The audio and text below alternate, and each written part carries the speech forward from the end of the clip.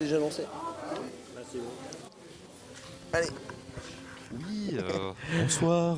Bonjour et Salut. bienvenue sur Regios and Companies, une fidèle chaîne YouTube qui fait honneur aux artistes, dont j'arbore le fameux suite.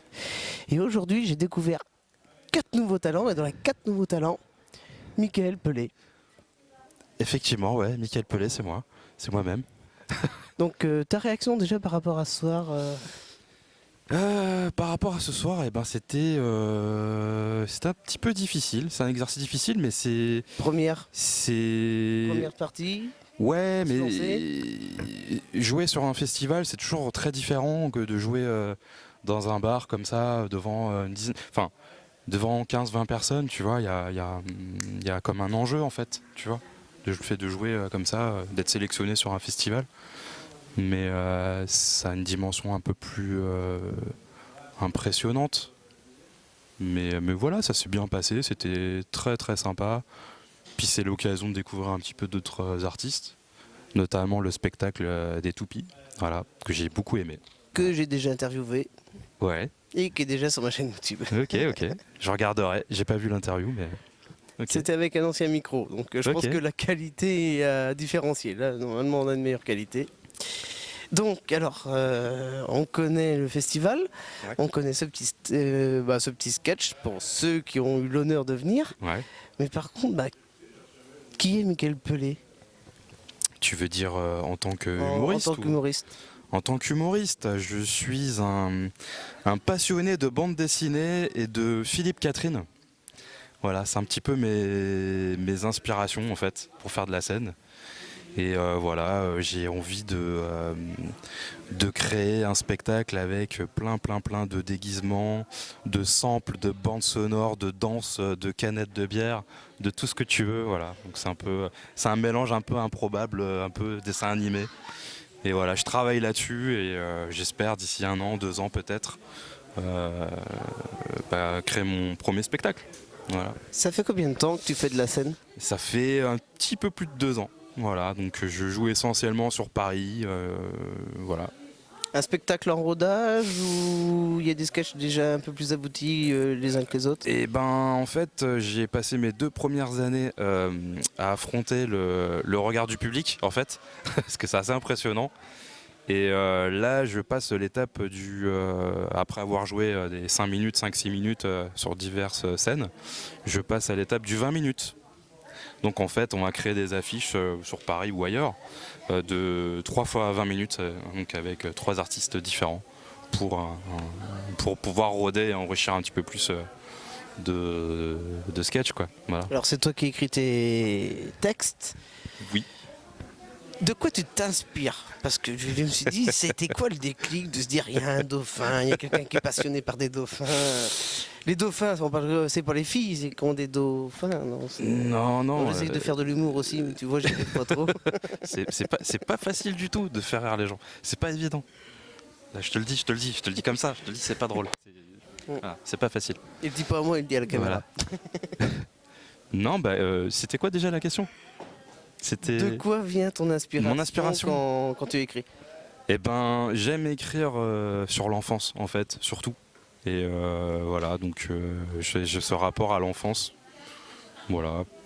L'enfance Ce parce serait que d'une nature un peu psychologique liée à l'enfance? Ouais, une certaine nostalgie peut-être. Et puis. Paul, c'était mieux avant. Non, c'est Non. pas dans ce sens-là, mais dans le sens où. C'est pas cliché. En fait. Il y a plein de vérités qui se créent comme ça quand t'es gosse. Il y a un regard sur plein de choses très neuf en fait, très. Tu vois. Et voilà. Tes premières émotions en fait, sur plein de choses. Quand t'es gosse en fait. Et c'est un truc qui marque, je pense, un peu tout le monde quoi.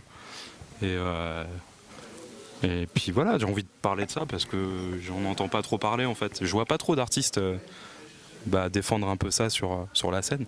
Il y a un groupe que j'aime beaucoup, c'est les mecs de Stupéflip. Les mecs de Stupéflip, il y a un petit peu ça, il y a un peu le truc, un rapport à l'enfance, un peu, tu vois.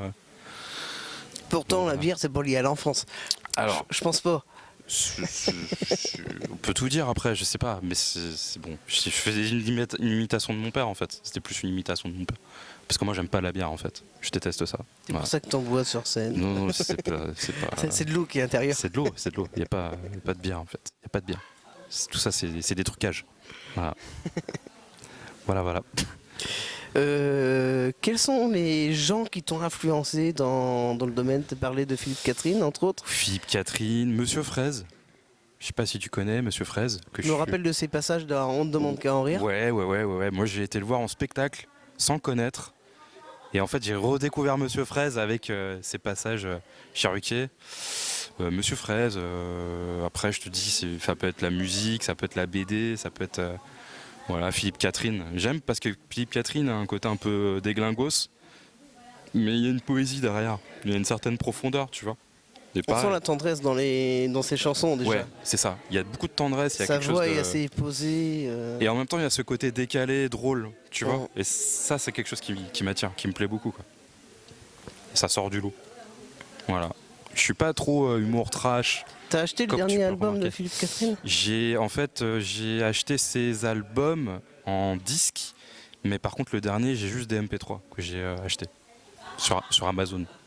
Mais bon, faudrait que j'achète l'album, le vinyle quand même. C'est un Oui, il est minimum. sorti en vinyle, ça Ouais, revient à la mode. Ouais. Comme quoi le vinyle n'est pas décédé. Ah non, c'est clair. Et ça, il y a même les cassettes, je pense. Les cassettes qui vont revenir.